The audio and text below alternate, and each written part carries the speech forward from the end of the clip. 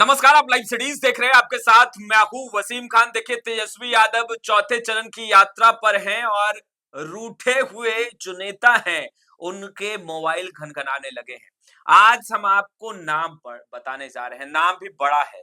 देखिए, 2024 लोकसभा चुनाव आपको याद होगा और खास तौर पर सीमांचल के इलाके की अगर बात करें तो तस्वीरें कुछ बदली बदली सी दिखी। खैर, परिणाम और नतीजे सभी के सामने हैं, मगर तेजस्वी यादव किन्हें मनाने में लगे हैं? हमारे साथ वरिष्ठ पत्रकार, जाने-माने पत्रकार जो खबरों की दुनिया में आपको एक कदम आगे रखते हैं, रवि उपाध्याय सर हैं। सीधा सवाल लेंगे। तेजस्वी यादव चौथे चरण की यात्रा पर है, आज सहरसा में है और ऐसे में कहा जा रहा है कि कई नेता जो रूठे हुए हैं, उनका फ़ोन घनघना रहा है। सर, कौन है वो? किनका फ़ोन घनघना रहा है?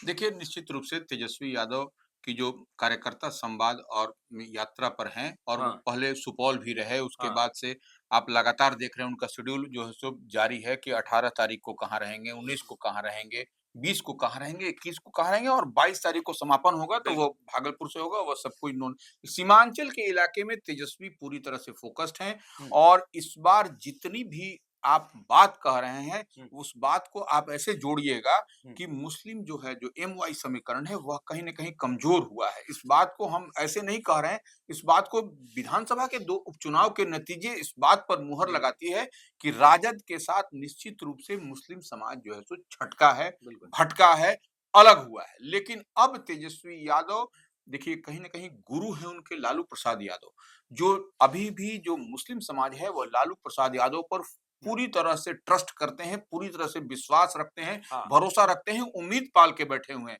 कि हुँ, कोई अगर कुछ कर सकता है तो लालू प्रसाद यादव ही कर सकते हैं। हुँ, तो ऐसे में लालू प्रसाद यादव का वरदहस्त है, उनके पुत्र हैं तेजस्वी यादव, नेता प्रतिपक्ष हैं, तो वह उस दिशा में, उस डायरेक्शन में वह काम करते हुए दिखाई पड़ रहे हैं हुँ, और तमाम जो आरजेडी के साथ में जो भी जो मुस्लिम नेता हैं, उनको तेजस्वी यादव के डायरेक्शन पर, निर्देश पर पूरी तरह से झोंक दिया गया है कि आप सीमांचल में इस बार कोई झोल-झाल नहीं होगा। पिछली बार जो है सो देखा गया था 2020 के विधानसभा चुनाव में जिस तरीके से ओवैसी की पार्टी एआईएमआईएम ने डेंट किया था वहां पर।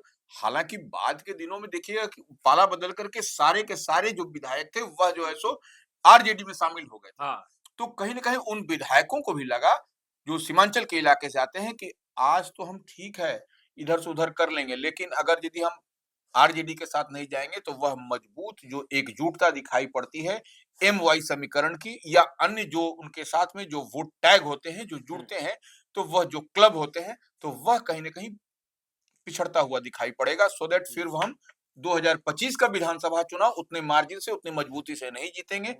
तो नहीं जीत पाएँगे। इसी लिहाज से फिर ओवैसी की पार्टी को छोड़ कर के एआईएमआईएम को छोड़ कर के तमाम लोग आरजेडी में शामिल हो गए थे। पर तेजस्वी यादव सर, देखिए, 18 तारीख अररिया में होंगे, 19 तारीख अगर बात करें तो किशनगंज होंगे और सर 2024 लोकसभा चुनाव के अगर तस्वीरों को देखा जाए, तो कहीं न कहीं कई बड़े नेता जो हैं, वो रूठ गए थे।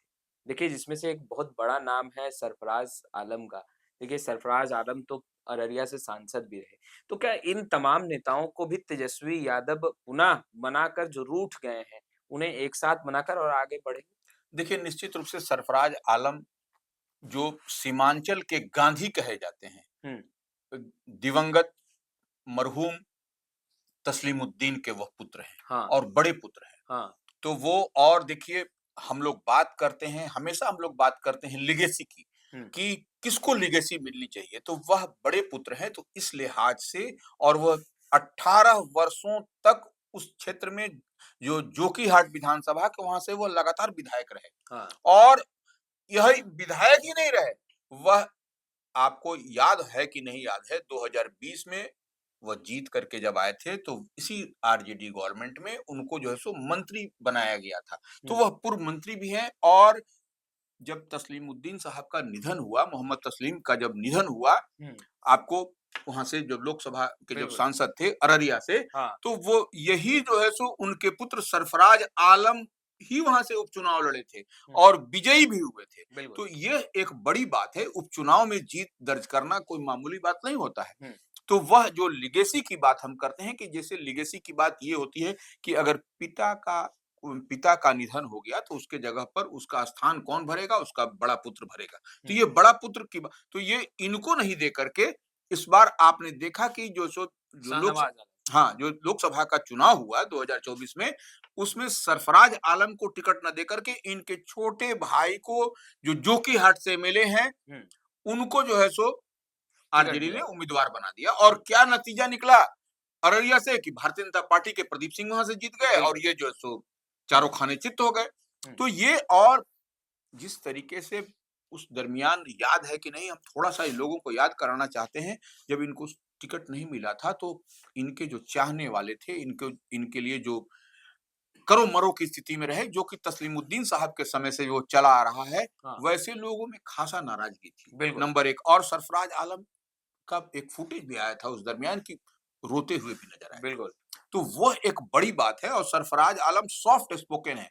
ये आप इस बात को मानिए और देखिए इन जब मंत्री भी जब थे तो इनके यहाँ कोई भी जाता था तो सबकी एंट्री वहाँ पर होती थी। बिल्कुल। तो ये सरफराज आलम को निश्चित रूप से मनाने की कवायद है बिल्कुल। आरजेडी की ओर से। अगर सीमांचल में कुछ करना है तो वो हम बार-बार कह रहे हैं लिगेसी की बात कह रहे हैं तो ये इनको पर लोग सीमांचल के लोग सरफराज आलम पर ट्रस्ट करते हैं, विश्वास रखते हैं, भरोसा जताते हैं, उम्मीद रखते हैं कि हमारे बुरे वक़्त में या हमारे जब भी कोई समय होगा तो सरफराज आलम मजबूती के साथ खड़ा रहेंगे। तो ऐसे में निश्चित रूप से सीमांचल के गांधी के पुत्र सरफराज आलम को मनाने की कवायद में राष्ट्रीय जनता दल के तमाम अल्पसंख्यक के जो नेता हैं, हुँ, वह लगे हुए हैं इंक्लूडिंग देखिए तेजस्वी यादव भी बिल्कुल। और तेजस्वी यादव को ही इनको मनाना होगा सरफराज आलम को। नहीं तो देखिए ऐसे देखिए कुछ करेंगे नहीं हुँ, क्योंकि यह उसी लाइक माइंडेड हैं ये क्योंकि इनके पिता श्री जो सरफराज माने तस्लीमुद्दीन साहब थे वह जैसे कभी-कभी लालू प्रसाद यादव से उनकी नाराजगी भी हो जाती थी हम उसके अच्छा, गवाह हैं अच्छा। लेकिन बावजूद इसके जो लालू प्रसाद यादव मान लेते थे तो वह मान जाते थे और सब कुछ हुँ, बात हो जाती थी हुँ, और कई दफा वह कई विभागों के मंत्री भी रहे थे इनके पिता हुँ, तस्लीमुद्दीन साहब तो वो भवन निर्माण से लेकर तमाम तरह के उनके विभाग की जिम्मेवारी संभालते रहे थे तो ये सरफराज आलम को निश्चित रूप से तेजस्वी यादव को मनाना होगा या फिर लालू यादव को ही आगे आना पड़ेगा क्योंकि इस बार जो है सो यह अगर यदि नहीं मानेंगे तो यह निश्चित रूप से सीमांचल के इलाके में कई सीटों पर इसका आपको प्रभाव होता हुआ पड़ता हुआ दिखाई पड़ेगा हम नहीं समझते हैं कि सरफराज आलम को अगर यदि तेजस्वी यादव को मनाने के लिए किन-किन लोगों को लगना पड़ेगा, यह बात भी देखने वाली होगी कि हुँ, कौन-कौन लोग सरफराज आलम को मनाते हैं। शहनवाज आलम उनके भाई ही हैं, छोटे भाई हैं, जो हाँ, कि जोकीहाट से एमएलए हैं। तो वो हम पहले ही बताए कि वह माने ओवैसी की पार्टी से जीत करके आए थे, फिर बाद के दिनों में जब वह राष्ट्रीय जनता दल में शामिल हुए, तो यह निश्चित रूप से देखने और समझने वाली बात होगी हुँ, कि तेजस्वी यादव अपने सीमांचल के दौरे में जब वह अररिया होंगे 18 दिसंबर को, तो फिर वह क्या करते हैं, कैसे मनाते हैं और कैसे सरफराज आलम को अपने फोल्ड में मजबूती के साथ क्योंकि देखिए सीमांचल के गांधी के पुत्र को आपके साथ हर हाल में खड़ा रखना पड़ेगा। हुँ। सर, ये सवाल यह भी है कि जिस तरीके से टिकट उनका कटा कितना चैलेंजिंग होगा तेजस्वी यादव के लिए सरफराज आलम को मनाना और इसी तरीके से कई नेता हैं, जिनके चेहरे बड़े हैं। क्या तेजस्वी यादव सभी को अब एकजुट कर लेंगे?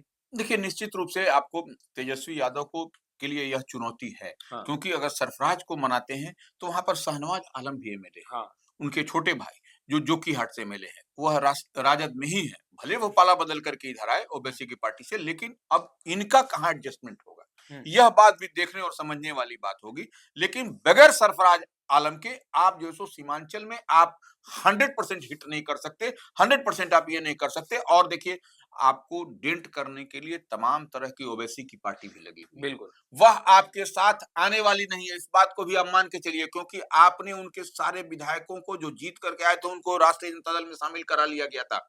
तो आप ओवैसी की पार्टी के जो प्रदेश अध्यक्ष हैं, उनसे भी बात करिएगा, उनसे भी फीडबैक लीजिएगा, तो वह कहते हैं कि नहीं इस बार तो हम लोग कुछ करेंगे। हुँ, तो कुछ करेंगे माने क्या सबक सिखाएँगे हुँ, आरजेडी को। तो हाँ, वो सीमांचल का इलाका जो कोर वोटर एम वाई समीकरण की बात होती है, मुस्लिम यादव समीकरण की, तो वैसे में अगर यदि मुस्लिम थोड़ा-सा भी इधर-उधर हुआ, तो फिर आपको वही परिदृश्य दिखाई पड़ेगा हुँ, 2020 वाला। खेल बिगड़ सकता है। हाँ, खेल बिगड़ सकता तो है निश्चित रूप से। आपने सुना रवि नहीं, सर को। एक चीज़ और समझ लीजिए वसीम खान, आप हुँ, जैसो कई जो है सो कारी सोहेब समेत कई ऐसे चेहरे हैं, हाँ, जिनको ड्यूटी पर लगाया गया है। ड्यूटी पे लगा दिया हाँ, गया है। ड्यूटी पर लगाया गया है कि आप सीमांचल में आप जो सो मजबूती के साथ जो है सो ऐसे लोगों को आप जो है सो लेकर के बाहर निकलिए। यानी कि तमाम नेताओं को टास्क मिल चुका है। बिल्कुल, बिल्कुल। तो आपने सुना रवि सर को, देखिए विस्तार से तमाम जानकारियाँ दे रहे थे। फिलहाल इस वीडियो में इतना ही। अब तक आपने हमारे चैनल को सब्सक्राइब नहीं किया है, तुरंत सब्सक्राइब कर लें। आपका बहुत-बहुत शुक्रिया।